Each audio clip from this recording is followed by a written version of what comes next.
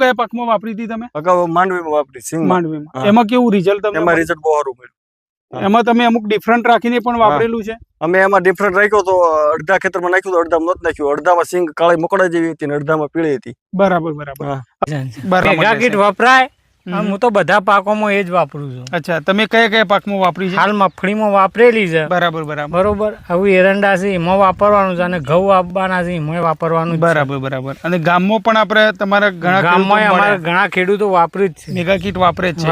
એમાં ઓછું નાખેલું ને આમાં નાખેલું. આમાં શું ફરક જોવા મળે? ફરકમાં જો આ નજરે જ દેખાય છે, આમાં ઓછું પડેલું છે. બે માં નથી દારિયું પણ નજરે ફેર હે, નજરે ફેર બતાવે. આમાં નાખેલું ને આમાં ઓછું નાખેલું, આમાં કમ્પ્લીટ નાખેલું. એમ નાખીએ તો દિનેશભાઈ, આ મેગા કીટ વિશે તમે શું કહો છો? એ બહુ રિઝલ્ટ સારું છે ભાઈ. ખેડૂત મિત્રને ખેતરવાનો કેવો કોઈ આમાં ધંધો આવતો જ નથી. અધર ખાતર કરતા તમારે